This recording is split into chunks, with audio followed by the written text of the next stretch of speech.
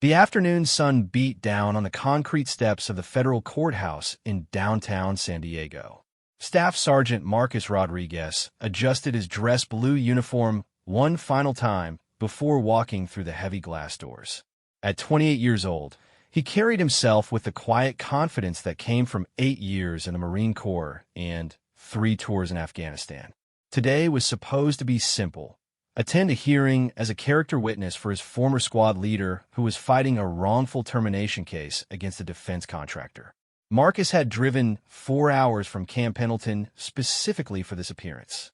His friend, Gunnery Sergeant James Mitchell, had saved his life twice during their deployment to Helmand Province. When Mitchell called asking for help with his legal battle, Marcus didn't hesitate. He had requested leave, pressed his dress blues, and made the drive south without a second thought. The courthouse lobby buzzed with typical weekday activity. Lawyers in expensive suits hurried past carrying briefcases and stacks of papers. Civilians waited on wooden benches, some looking nervous, others bored. Security guards in navy blue uniforms stood at their posts near the metal detectors and information desk. Everything seemed routine and professional. Marcus approached the information desk to get directions to the correct courtroom. The elderly clerk behind the counter smiled when she saw his uniform. Her husband had served in Vietnam, she mentioned, and she always appreciated seeing service members. She provided clear directions to the 3rd floor and wished him luck with whatever brought him to court today. The elevator ride to the 3rd floor gave Marcus a moment to review his notes. He wanted to be prepared to speak about Mitchell's character and leadership abilities. During their time together in Afghanistan, Mitchell had consistently demonstrated the kind of moral courage and tactical brilliance that saved lives. The defense contractor's claims about incompetence and unprofessional behavior were not just wrong. They were insulting to every Marine who had served under Mitchell's command. The 3rd floor hallway stretched in both directions, lined with courtroom doors and bulletin boards covered in legal notices. Marcus checked his watch and realized he was 30 minutes early. This was intentional. Arriving early was a habit drilled into him during basic training at Parris Island.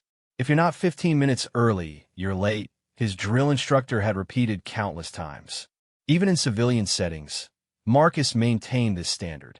He found courtroom 3B and noted that the hearing wouldn't begin for another half hour. Rather than sit in the hallway, Marcus decided to find the courthouse cafeteria and grab a coffee. The caffeine would help him stay sharp during what might be several hours of testimony and legal proceedings. The cafeteria occupied a corner of the 2nd floor, with large windows overlooking the city street below. Marcus bought his coffee and found a quiet table near the windows. He used the time to review his military records and commendations, wanting to present specific examples of Mitchell's leadership when called to testify. As he sat there, Marcus thought about the strange circumstances that had led to this legal battle. Mitchell had been working as a security consultant for Blackwater-adjacent defense contractor called Titan Security Solutions. His job involved training local police forces in counterterrorism techniques.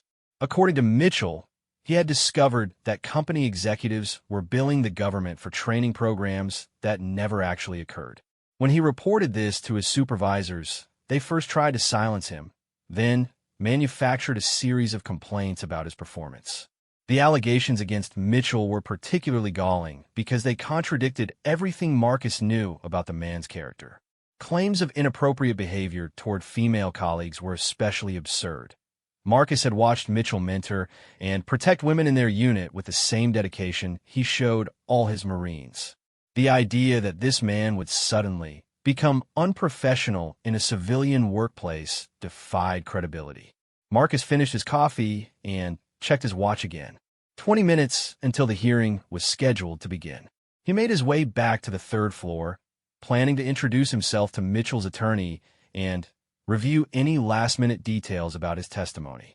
The hallway outside courtroom 3B had grown more crowded.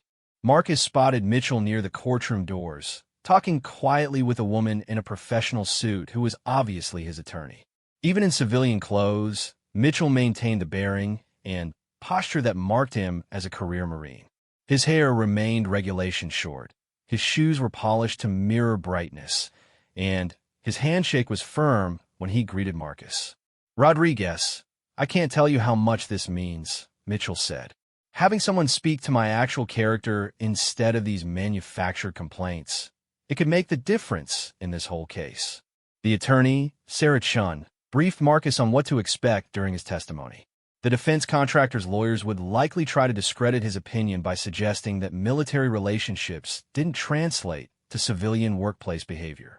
She advised him to stick to specific examples and avoid general character assessments that could be dismissed as biased loyalty. As they talked, Marcus noticed two security guards approaching their small group. Both men were large and muscular, with the kind of aggressive bearing that suggested they were more interested in confrontation than actual security. Their uniforms bore the name Titan Security Solutions, the same company that Mitchell was suing. "Excuse me," the taller guard said, addressing Mitchell directly.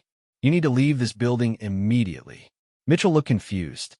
"I'm sorry, but I have a court hearing in 15 minutes. I'm supposed to be here." "Not anymore," the second guard replied. He was shorter, but broader, with arms that strained against his uniform sleeves. "We've received complaints about your behavior. You're being asked to leave voluntarily before we make this official." Marcus felt his jaw clench. The timing was obviously not coincidental. Titan Security Solutions was trying to prevent Mitchell from attending his own hearing by having him removed from the courthouse. It was a desperate move that revealed how worried they were about the case's outcome. "What complaints?" Sarah Chin demanded, stepping forward. "I'm Mr. Mitchell's attorney, and I want to know what authority you think you have to interfere with scheduled legal proceedings." The taller guard pulled out his phone and showed them what appeared to be an official-looking document. "Restraining order," he said. "Your client is prohibited from entering this building due to threats made against Titan security personnel." Marcus could see that Mitchell was struggling to control his temper. The accusation of making threats was particularly insulting to someone who had built his career on professional conduct and measured responses to difficult situations. But getting angry now would only give the guards justification for whatever they were planning. "That's impossible," Chun said, examining the document on the guard's phone.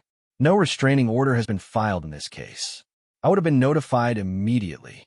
"Maybe your notifications aren't working properly," the shorter guard suggested with obvious sarcasm. "Either way, he needs to leave. Now." Marcus positioned himself slightly closer to Mitchell, not in a threatening way, but close enough to provide support if the situation escalated. He had dealt with aggressive civilians before, particularly in situations where his military status seemed to provoke certain types of personality. The key was remaining calm, while making it clear that intimidation wouldn't work. "Gentlemen," Marcus said quietly, "I suggest you verify this restraining order through official channels before taking any action. Interfering with a court hearing based on questionable documentation could create serious legal problems for your company." The taller guard looked Marcus up and down, taking in the dress blue uniform and military bearing. "And who exactly are you supposed to be?" "Staff Sergeant Marcus Rodriguez, United States Marine Corps. I'm here as a character witness for Mr. Mitchell." Something in the guard's expression shifted. Whether it was respect for the uniform or calculation about potential consequences, Marcus couldn't tell. But the aggressive posture softened slightly. "Look, Marine," the shorter guard said, "this isn't your fight. Your buddy here has caused enough problems for our company. We're just trying to handle this quietly before it gets messy." "What kind of problems?" Marcus asked. "Making false accusations, filing frivolous lawsuits, trying to damage our reputation with lies about billing practices. The kind of problems that cost good people their jobs." Marcus almost smiled at the irony. These guards were essentially confessing to the exact behavior that Mitchell was alleging in his lawsuit. They were also confirming that this confrontation was directly related to the legal case rather than any legitimate security concerns. "I think there's been a misunderstanding," Chun interjected. "Mr. Mitchell has every right to attend this hearing. If Titan Security has concerns about his presence, they should address them through proper legal channels, not by sending private security to intimidate witnesses." The taller guard's phone buzzed. He answered it immediately, speaking in low tones that Marcus couldn't quite hear. From his body language, it was clear that he was receiving instructions from someone with authority. After a brief conversation, he hung up and turned back to their group. "Change of plans," he announced. "We've been instructed to escort Mr. Mitchell from the building immediately. He can reschedule his hearing for another time." "That's not how the legal system works," Chen protested. "You can't just postpone a federal hearing because it's inconvenient for your client." "Ma'am, we're not asking for your permission.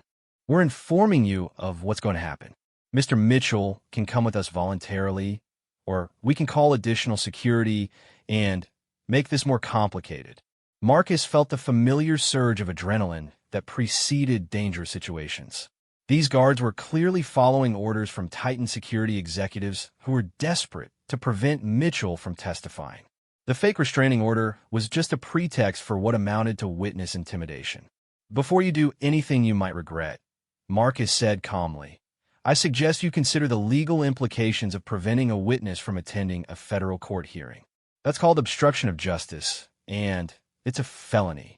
The shorter guard stepped closer to Marcus, close enough that he could smell the man's cologne and see the small scar on his chin. "Are you threatening us, soldier boy?" "I'm informing you about federal law. There's a difference." The situation was escalating quickly. Marcus could see that these guards had been sent with specific instructions to remove Mitchell from the courthouse, and they weren't going to be deterred by legal arguments or appeals to reason. They were probably being paid well enough to take some legal risks, assuming they could avoid serious consequences. Marcus also realized that this confrontation was being watched by other people in the hallway. Several attorneys had stopped to observe, and at least one court clerk was paying close attention. If things went badly, there would be plenty of witnesses. That could work in their favor if the guards did something stupid, but it could also escalate the pressure on everyone involved. The taller guard reached for something on his belt, probably handcuffs or a radio, to call for backup. Marcus prepared to step between him and Mitchell, knowing that any physical contact would change the nature of this confrontation completely. That was when he heard a familiar voice from behind him. "Is there a problem here, Staff Sergeant Rodriguez?" Marcus turned and felt a surge of relief and anticipation. Walking toward them down the hallway were 4 men in civilian clothes, but their bearing and movement patterns immediately identified them as military. More specifically, as Naval Special Warfare personnel, SEALs. The situation was about to become very different. Chief Petty Officer David Hawk Harrison led the group of 4 SEALs as they approached the tense confrontation outside Courtroom 3B. Marcus recognized him immediately, despite the civilian clothes and the fact that they hadn't seen each other in over 2 years. Hawk was legendary in special operations circles, a 20-year veteran who had earned his nickname for his ability to spot trouble from impossible distances and his predatory patience when dealing with threats. The other 3 SEALs spread out naturally as they walked, not in an obviously tactical formation, but in a way that gave them optimal coverage of the hallway and multiple exit routes.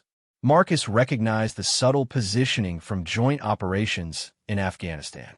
These men had worked together long enough that their movements were instinctive and coordinated. "Hawk," Marcus replied, genuinely glad to see his old friend despite the circumstances. "Just a small misunderstanding about courthouse access." The 2 Titan security guards immediately sensed that the dynamic had shifted dramatically. Where they had been dealing with 1 Marine and a female attorney, they now faced 5 military personnel with obvious combat experience. Even in civilian clothes, the 4 SEALs carried themselves with the quiet confidence of men who had faced much more serious threats than corporate security guards. Hawk's eyes moved quickly over the scene, taking in Mitchell's dress uniform, Chen's professional attire and obvious lawyer status, and the guard's aggressive positioning. His assessment was swift and accurate. This was witness intimidation disguised as security enforcement. "Chief Harrison," the taller guard said, apparently recognizing Hawk from somewhere. "This doesn't involve you or your people. We're handling a private security matter."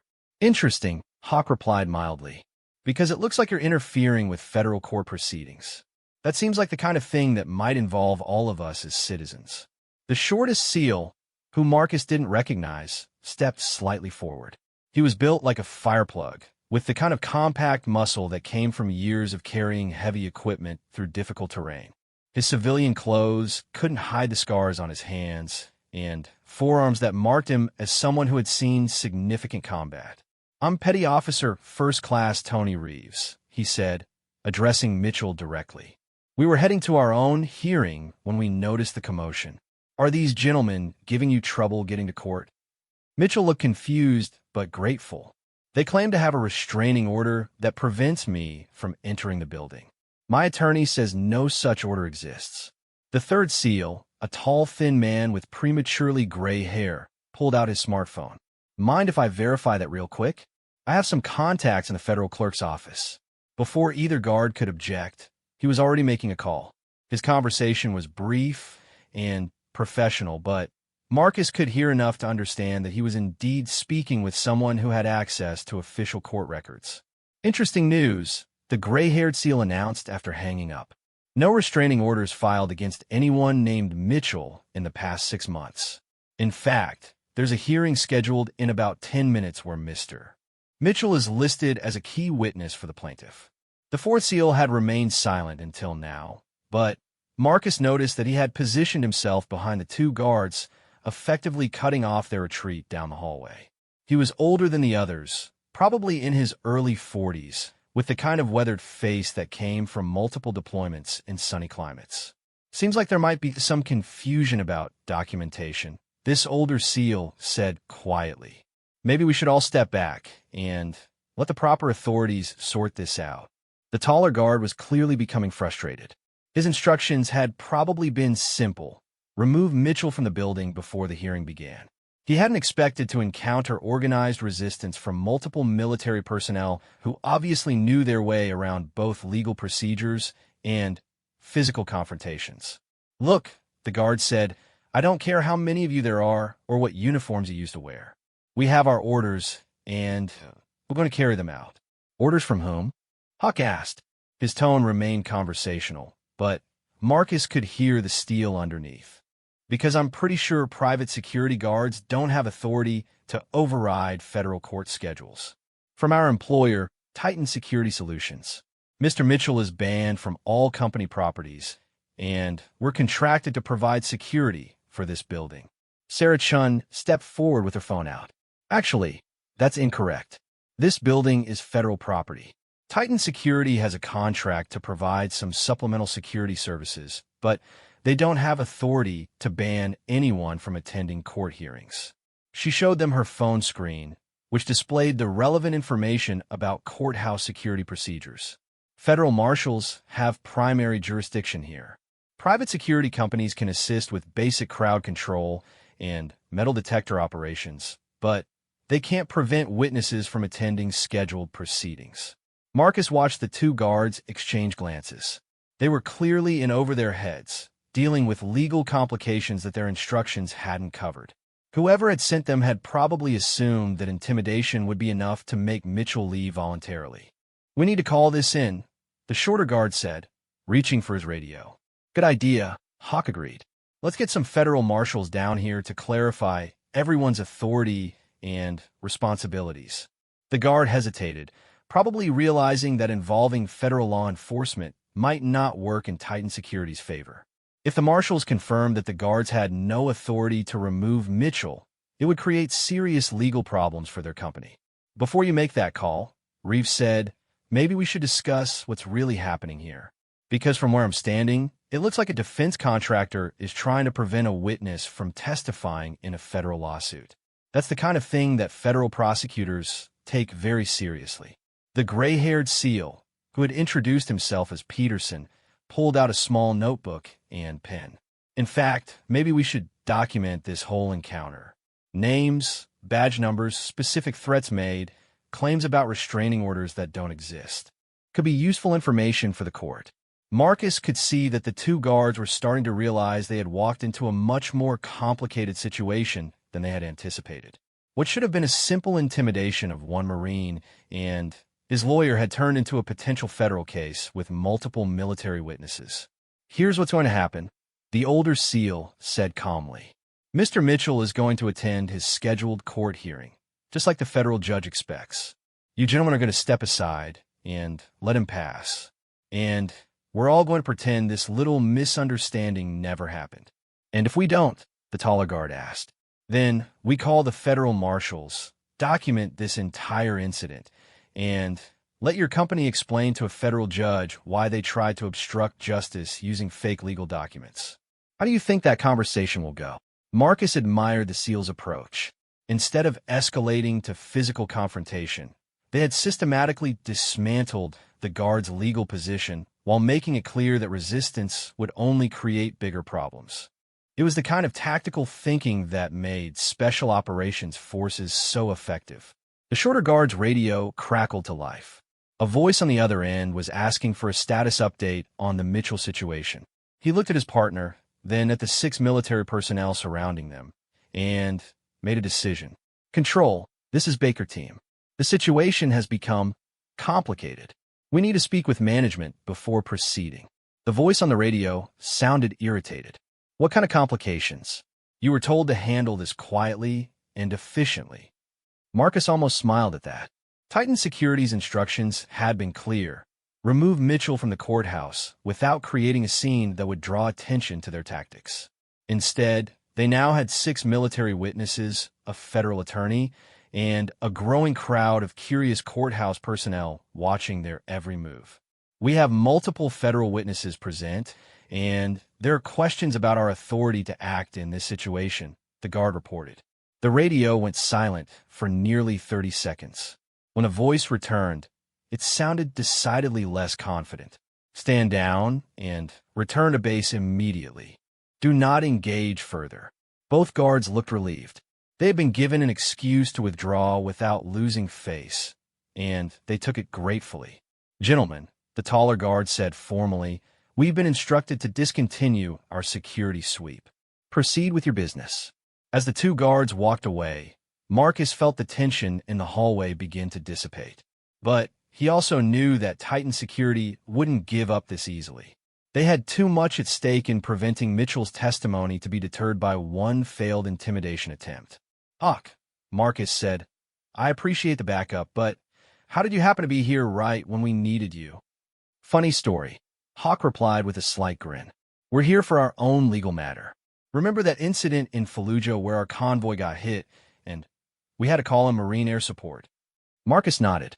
It had been one of the more successful joint operations during his deployment, despite some initial coordination problems.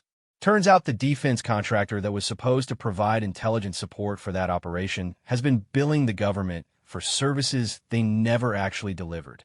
We're here to testify about what really happened versus what appears in their official reports. Peterson looked up from his notebook. Same contractor that's trying to shut down your friend's lawsuit, as it happens. Titan Security Solutions has been very busy overbilling the government while under-delivering on actual security services. The implications hit Marcus immediately. This wasn't just about Mitchell's individual case. It was part of a larger pattern of fraud that involved multiple military units and potentially millions in fraudulent billing. Titan Security's desperate attempt to prevent Mitchell from testifying made much more sense now. How many of the cases are there? Sarachin asked. At least 6 that we know about, Reeves replied. Probably more that haven't come to light yet. Titan has been operating the same scam across multiple contracts, billing for elite personnel they never actually provided, claiming credit for successful operations they had nothing to do with, and then try to silence anyone who questions their version of events. The older SEAL, whose name tag read Senior Chief Martinez, checked his watch. Speaking of testimonies, don't we have about 5 minutes before the hearing starts? Chen nodded urgently. We need to get inside and prepare. Thank you all for your intervention, but we should focus on the legal proceedings now. Actually, Hawk said, we were wondering if you might need additional character witnesses. We worked with Gunnery Sergeant Mitchell on several operations, and we can speak to his professionalism and competence. Marcus saw the tactical advantage immediately. Instead of just his own testimony about Mitchell's character, They now had multiple special operations personnel who could provide specific examples of Mitchell's leadership under combat conditions. It would be much harder for Titan's lawyers to dismiss their collective assessment as biased friendship. That would be incredibly helpful, Chen replied. But you'll need to be officially added to the witness list. Can you stay for the duration of the hearing? We're not due in our own courtroom until this afternoon, Peterson confirmed. We have time to help. As they walked toward the courtroom entrance, Marcus reflected on how dramatically the situation had changed in just a few minutes. What had started as an attempt to intimidate one witness had backfired spectacularly, providing the case with additional credible witnesses and clear evidence of Titan Security's willingness to obstruct justice. But he also knew that Titan wouldn't give up easily. A company willing to send fake restraining orders and private security guards to federal court was probably capable of much more serious efforts to protect their interests. The next few hours would be crucial in determining whether justice would prevail or whether corporate power could successfully silence military witnesses.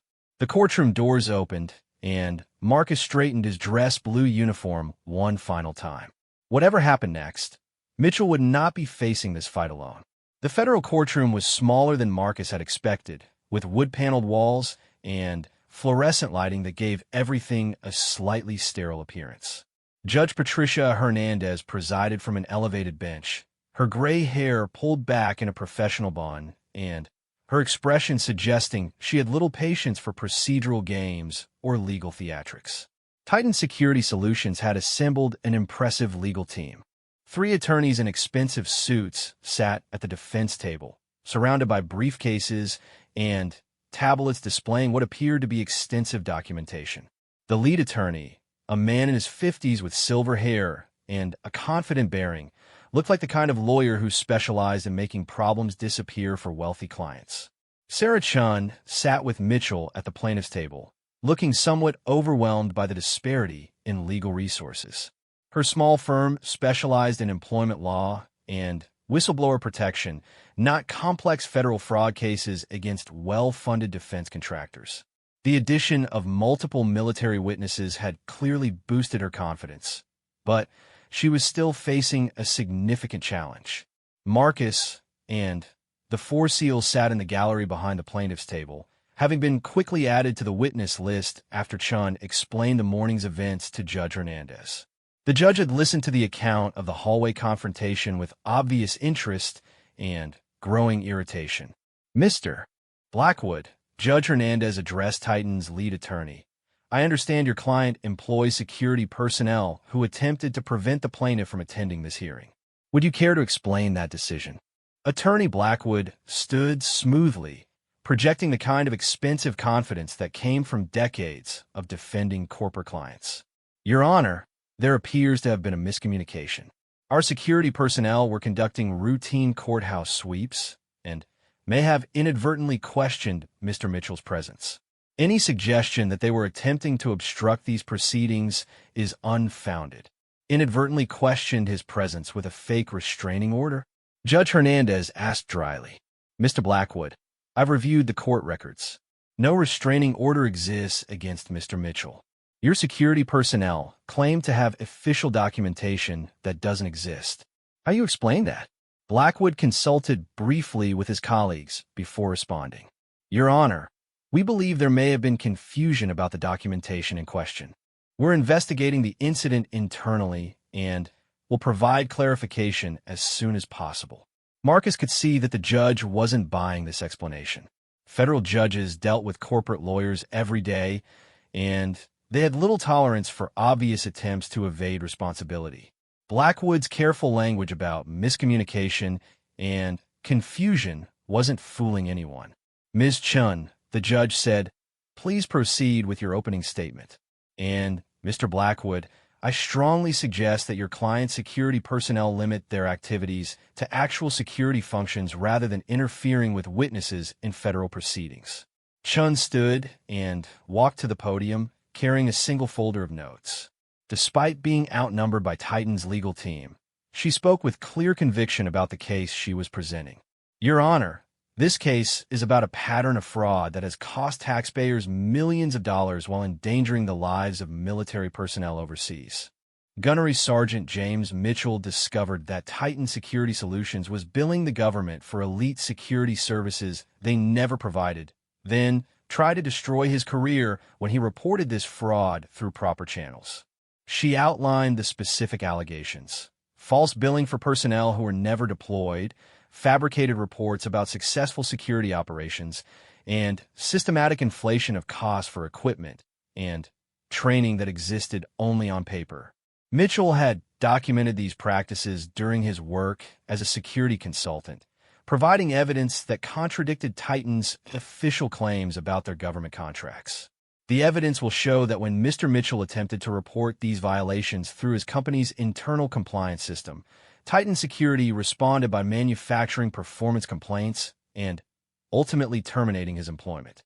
This morning's attempt to prevent him from attending this hearing is just the latest example of their willingness to obstruct justice to protect their fraudulent business practices. Blackwood's opening statement was polished and aggressive. He painted Mitchell as a disgruntled employee who had been terminated for legitimate performance issues and was now attempting to damage Titan's reputation with false accusations. According to his version, Mitchell's military service, while admirable, had not prepared him for the complexities of civilian security consulting. Your Honor, Mr. Mitchell's allegations are based on misunderstandings about normal business practices and his own inability to adapt to corporate culture.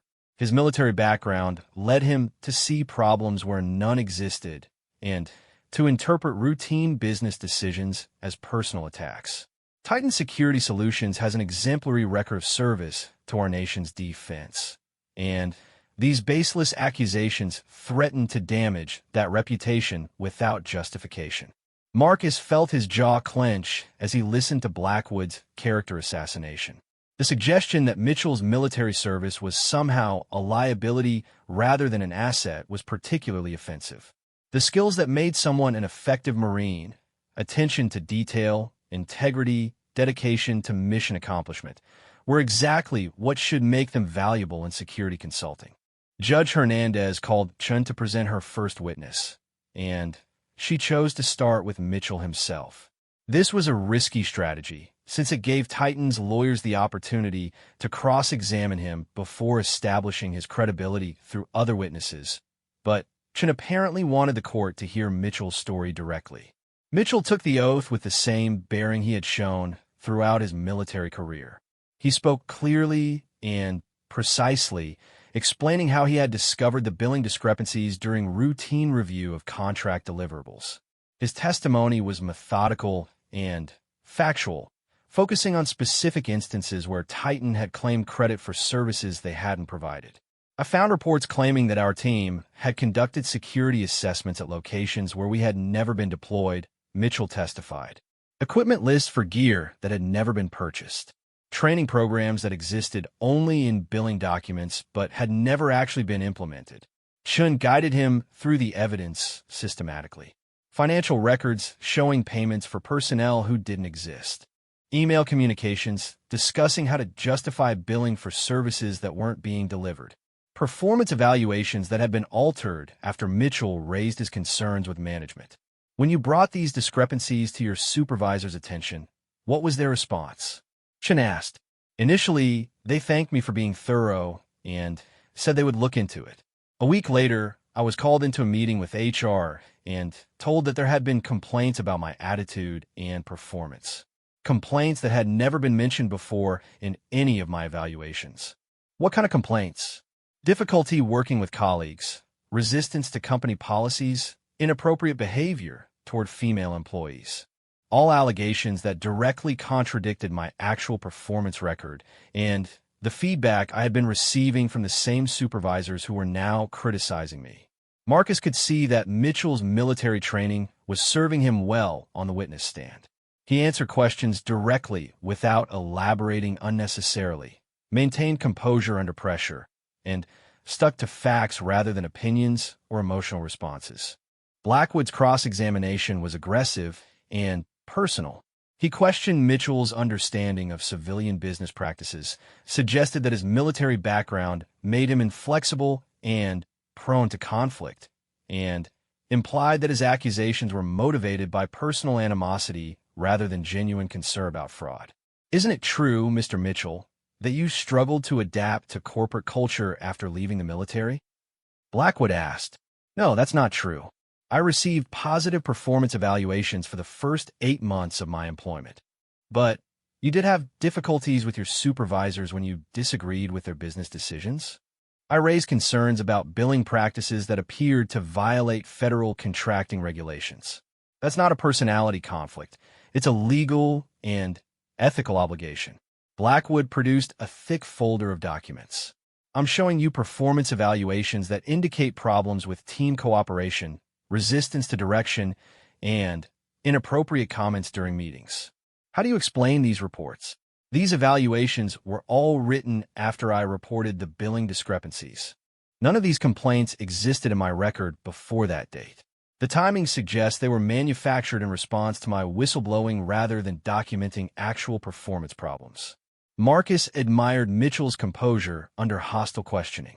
Blackwood was clearly trying to rattle him, using aggressive body language and accusatory tones, but Mitchell maintained the same calm professionalism he had shown under enemy fire in Afghanistan. The afternoon session began with Chun calling Marcus as her next witness. As he walked to the witness stand, Marcus felt the familiar focus that came from being in a high-stakes situation where performance mattered. This wasn't combat, but Mitchell's future and the larger question of holding defense contractors accountable for fraud depended on his testimony. Chen's questions focused on establishing Mitchell's character and leadership abilities during their military service together. Marcus described specific incidents where Mitchell's decisions had saved lives, his reputation among the Marines under his command, and his consistent demonstration of integrity under difficult circumstances. During your deployment with Gunnery Sergeant Mitchell, did you ever observe him behaving inappropriately toward female personnel? Chen asked. Never. Gunny Mitchell was one of the most professional leaders I've ever served under. He treated all Marines with respect and held everyone to the same high standards regardless of gender. What about his attention to detail and accuracy in reporting? Gunny Mitchell was known for his precision. His operational reports were always thorough and accurate. He never exaggerated accomplishments or minimized problems. That reputation for honesty was one of the reasons Marines trusted him in combat situations. Blackwood's cross-examination tried to suggest that military relationships didn't translate to civilian workplace dynamics and that Marcus was biased in favor of his former commander. But Marcus had prepared for these attacks, and he responded with specific examples that demonstrated Mitchell's character in various contexts. Mr. Rodriguez, Blackwood said, isn't it true that military personnel often have difficulty adapting to civilian oversight and management structures? Some do, Marcus admitted. But Gunny Mitchell specifically prepared himself for civilian employment by taking business courses and seeking mentorship from veterans who had successfully transitioned to corporate careers. He understood that civilian work required different skills than military leadership. Yet he still found himself in conflict with his supervisors at Titan Security. He found himself in conflict with supervisors who were asking him to ignore evidence of fraud. That's not an adaptation problem. That's an integrity issue. The four SEALs testified throughout the afternoon, each providing additional examples of Mitchell's competence and character. Their combined testimony painted a picture of a leader who was respected across service branches, trusted with critical missions, and known for his uncompromising honesty. Chief Harrison's testimony was particularly effective because he could speak to joint operations where Mitchell had worked with multiple agencies and demonstrated his ability to adapt to different organizational cultures. Gunnery Sergeant Mitchell worked seamlessly with Army, Navy, Air Force, and CIA personnel during our operations, Harrison testified. He understood how to operate effectively within different command structures while maintaining his own standards of performance. The suggestion that he couldn't adapt to civilian management doesn't match his demonstrated abilities. By the end of the day, Chen had established a strong foundation for Mitchell's credibility and character. But Marcus knew that the real test would come when they presented the financial evidence and tried to prove the fraud allegations. Titan's lawyers would fight hardest against the documents that threatened their client's business model. As they left the courthouse that evening, Marcus noticed that the two security guards from the morning were nowhere to be seen. But he also noticed a black SUV with tinted windows parked across the street, and his instincts told him that Titan Security wasn't done trying to protect their interests. The real battle was just beginning. The second day of the hearing began with unexpected drama. Sarah Chun arrived at the courthouse to find that her car had been vandalized overnight. All 4 tires slashed and windows smashed. Federal marshals were investigating the incident, but the timing seemed clearly designed to intimidate or delay the proceedings. Judge Hernandez was not amused when she learned about the vandalism.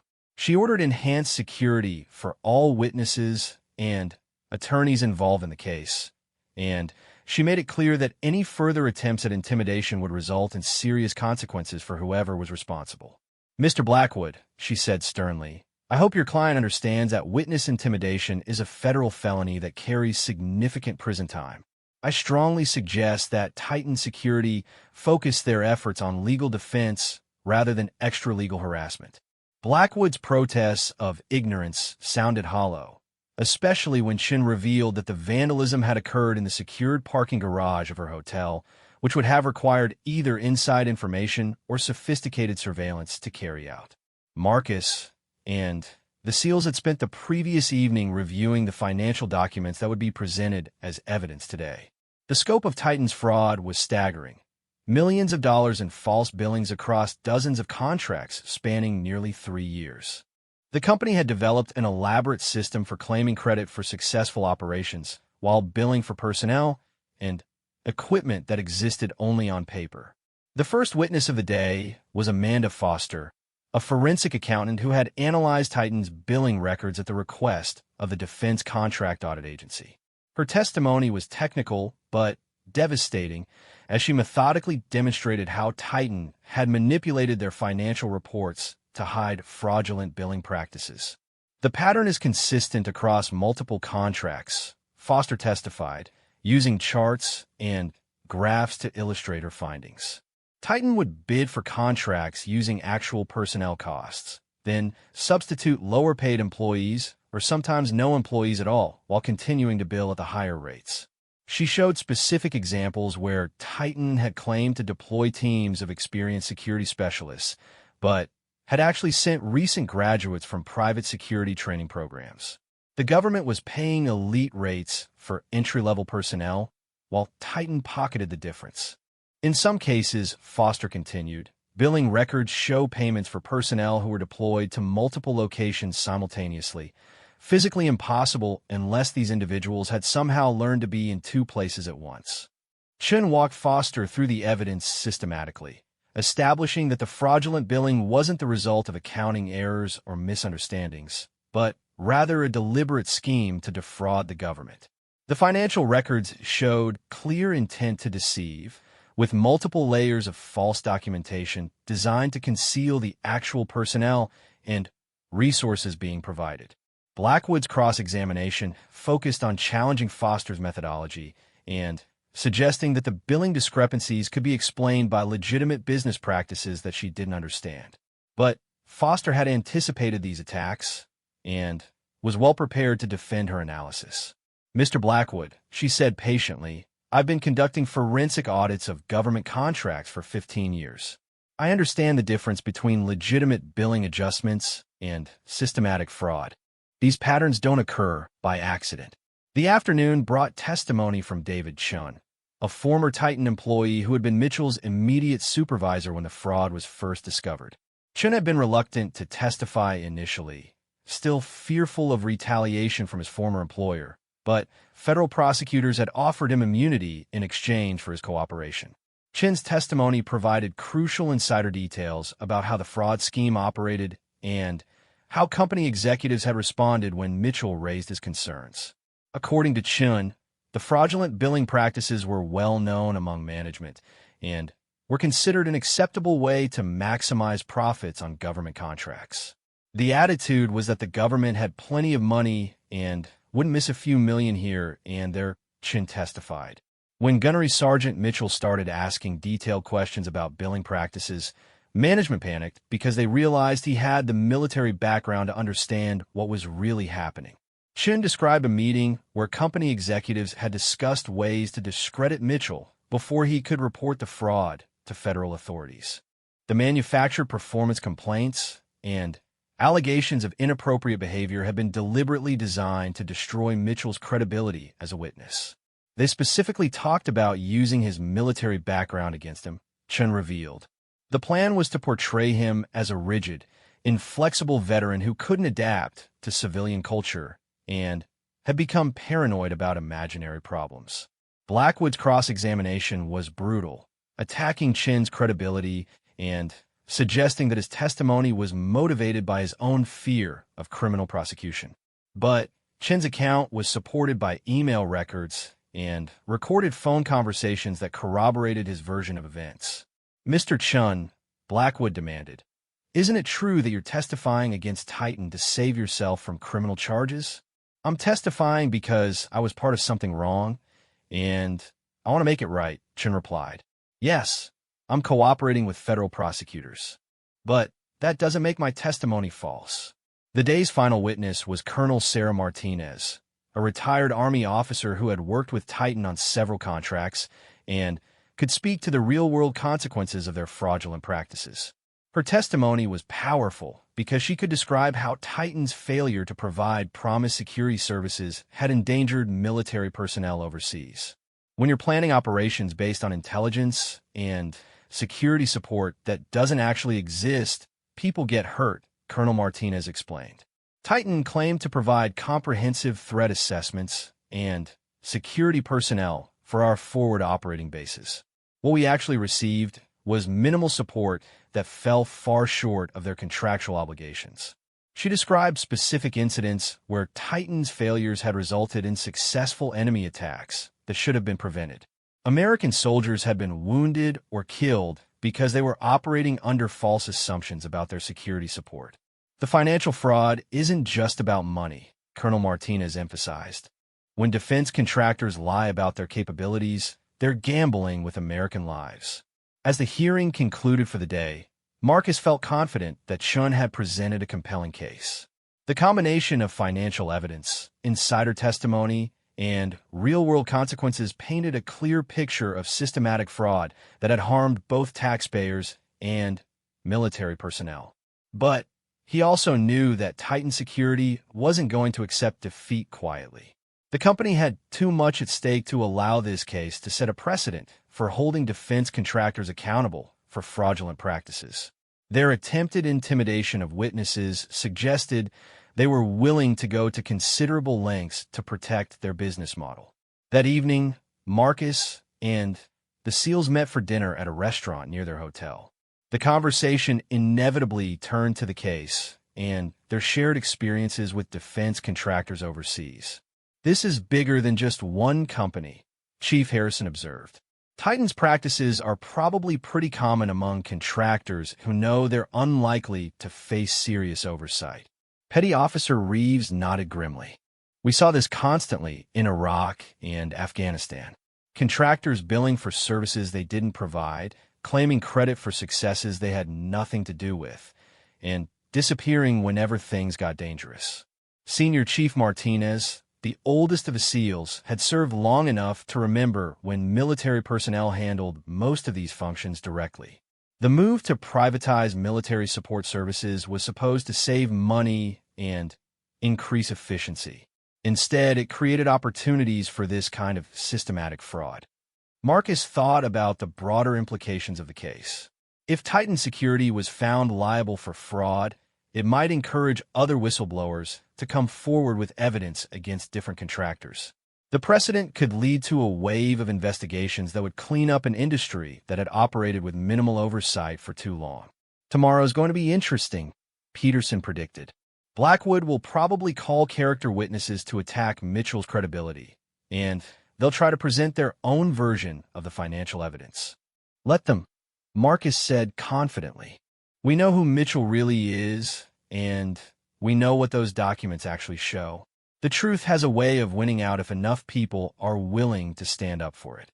As they finished dinner, Marcus noticed the same black SUV from the previous day parked across the street from the restaurant. The vehicle had followed them from the courthouse to their hotel and now to dinner. Professional surveillance was typically much more subtle, which suggested that Titan wanted them to know they were being watched. "Looks like our friends are still keeping tabs on us," Harrison observed quietly. "Good," Martinez replied. "Let them waste their time following us around. Every resource they spend on surveillance is a resource they can't use for witness intimidation or document destruction." Marcus felt a familiar sense of anticipation as they prepared to return to their hotel. Tomorrow would bring Titan's defense presentation, and the company would undoubtedly try every legal and psychological tactic to undermine the case against them. But they had assembled strong evidence and credible witnesses, and they had federal prosecutors who seemed committed to pursuing justice regardless of corporate pressure. The real test would come when the judge issued her ruling.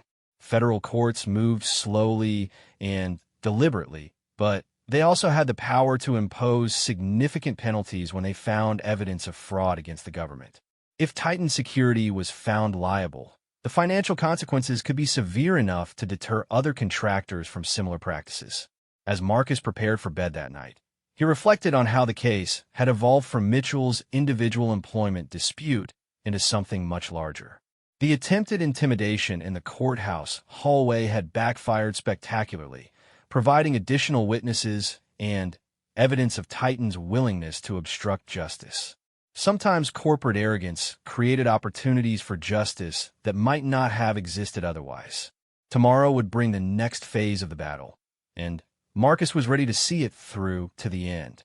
The final day of the hearing began with Blackwood calling Titan Security CEO Richard Dalton as their first witness. Dalton was a polished executive in his early 60s, with silver hair and an expensive suit that projected corporate authority. He had built Titan from a small security consulting firm into a major defense contractor, and his testimony was clearly designed to portray the company as a patriotic organization dedicated to supporting American military operations overseas. "Mr. Dalton," Blackwood began, "please tell the court about Titan Security's mission and values."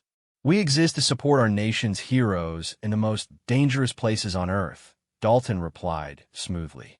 "Our personnel put their lives on the line every day to provide security services that keep American military personnel safe. We take that responsibility very seriously." Dalton's testimony painted a picture of a company that prided itself on hiring veterans and providing them with meaningful employment that utilized their military skills. According to his version, Titan's billing practices reflected the true value of elite personnel and specialized services, not fraudulent inflation of costs. "The government contracts we fulfill require the highest levels of expertise and training," Dalton explained. "Our personnel are former special operations veterans, intelligence specialists, and security professionals with decades of experience. The rates we charge reflect the actual cost of providing these elite services." Blackwood guided Dalton through a defense of Titan's billing practices that focused on the complexity of overseas security operations and the difficulty of providing accurate cost estimates for dangerous and unpredictable environments. According to this narrative, what appeared to be fraudulent billing was actually legitimate adjustment for the realities of combat operations. But Sarah Chin's cross-examination exposed serious holes in Dalton's testimony. Armed with the financial evidence that Amanda Foster had analyzed, she systematically demonstrated that Dalton's claims about elite personnel and specialized services didn't match the actual personnel records. "Mr. Dalton," Chun said, holding up a thick folder of documents, "you testified that Titan only employs elite veterans with extensive experience. But these personnel records show that many of the people you billed as special operations specialists were recent graduates of basic security training programs with no military experience whatsoever." Dalton struggled to explain the discrepancies without admitting that his company had deliberately misrepresented their personnel qualifications.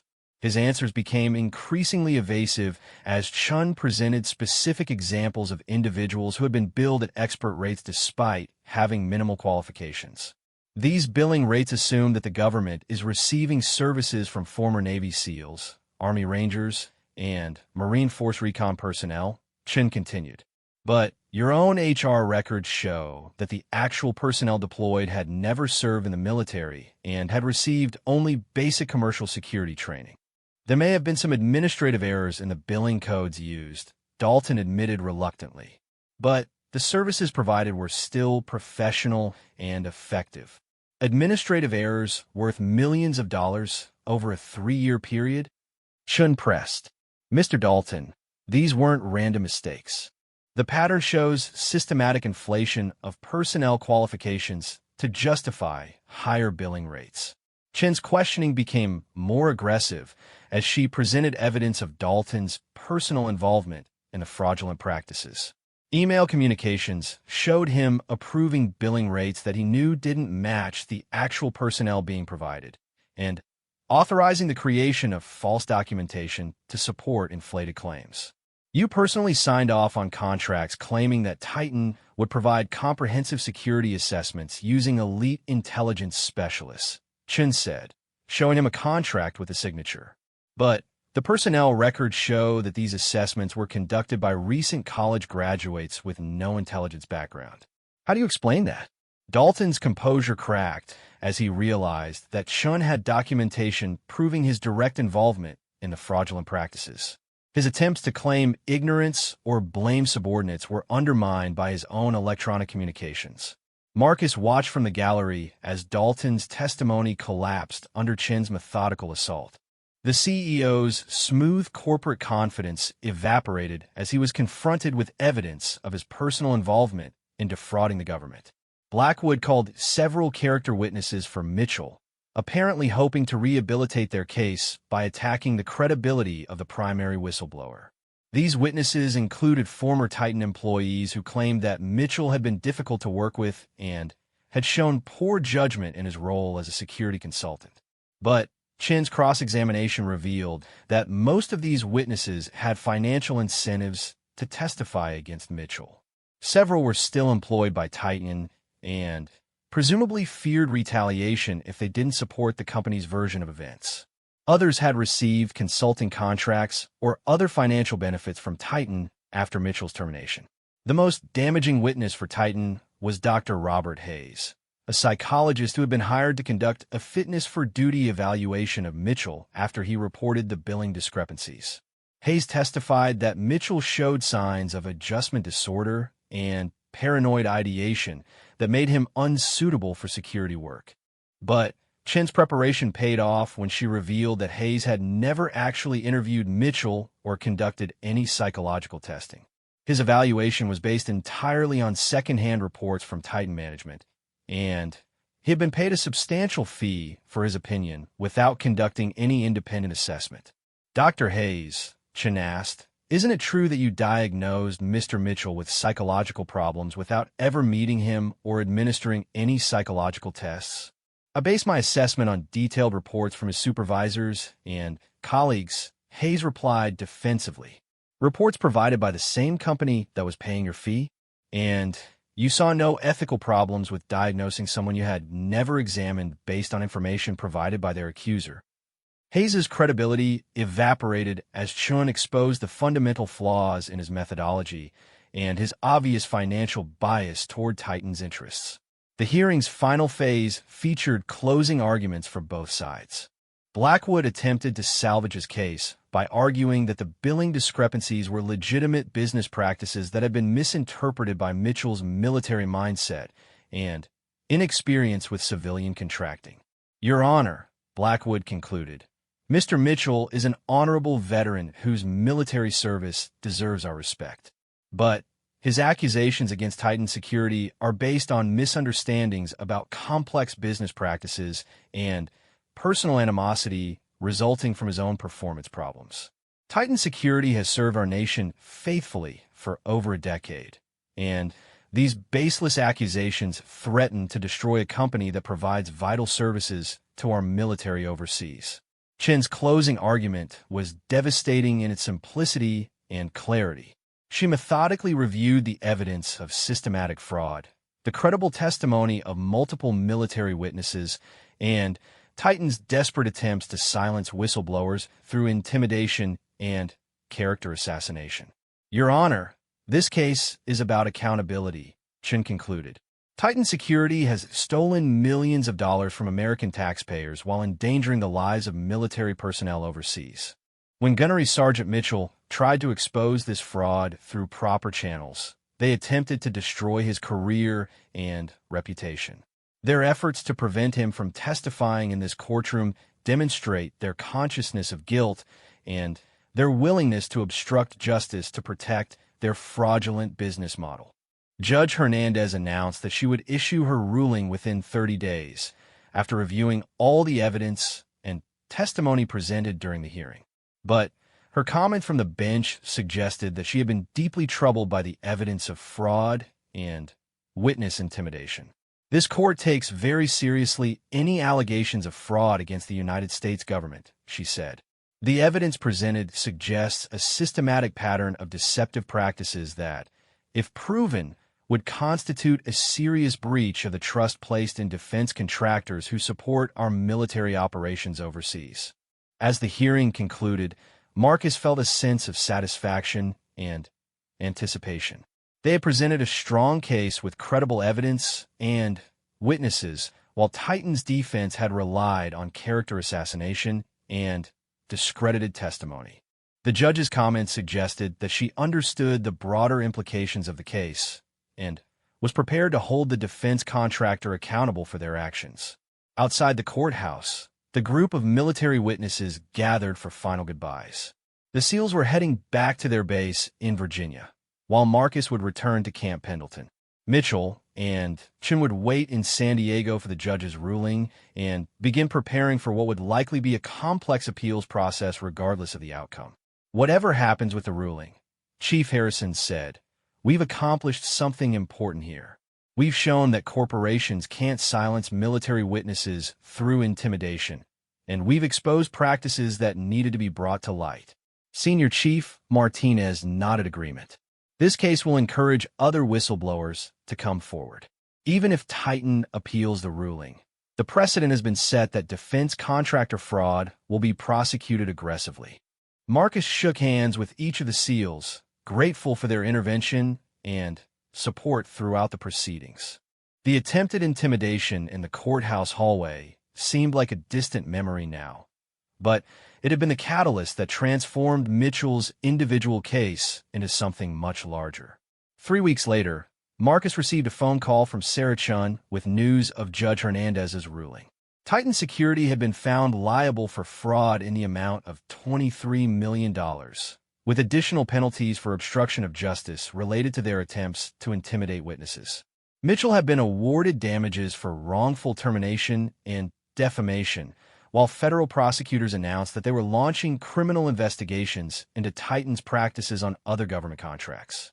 The ruling sent shockwaves through the defense contracting industry. Other companies with similar billing practices immediately began internal reviews and compliance programs, hoping to avoid the kind of scrutiny that had destroyed Titan's reputation and finances. Several additional whistleblowers came forward with evidence against other contractors, leading to a wave of investigations and prosecutions. Richard Dalton resigned as Titan CEO within days of the ruling, and the company filed for bankruptcy protection within 6 months. Most of Titan's legitimate employees found work with other contractors, while the executives involved in the fraud faced federal criminal charges. For Marcus, the case represented something important about the relationship between military service and civilian accountability. The skills and values that made someone an effective Marine, attention to detail, integrity, courage under pressure, were exactly what was needed to hold powerful corporations accountable for their actions. The attempted intimidation by Titan's security guards had backfired spectacularly, providing the case with additional credible witnesses and clear evidence of the company's willingness to obstruct justice. Sometimes corporate arrogance created opportunities for justice that might not have existed otherwise. Mitchell eventually found employment with a legitimate security consulting firm that valued his military experience and integrity. He used his settlement money to establish a nonprofit organization that provided legal support for military whistleblowers facing retaliation from defense contractors. The case became a landmark precedent for prosecuting defense contractor fraud and protecting military whistleblowers. It demonstrated that even well-funded corporations with expensive legal teams couldn't escape accountability when they faced determined military witnesses who refused to be intimidated. Marcus often reflected on how the confrontation in the courthouse hallway had escalated into something much larger than anyone had anticipated. Two security guards attempting to remove one Marine had triggered a chain of events that exposed systematic fraud, led to criminal prosecutions, and changed how the government approached oversight of defense contractors. It proved that sometimes the most important battles were fought not on foreign battlefields, but in American courtrooms where the rule of law determined whether justice would prevail over corporate power and corruption.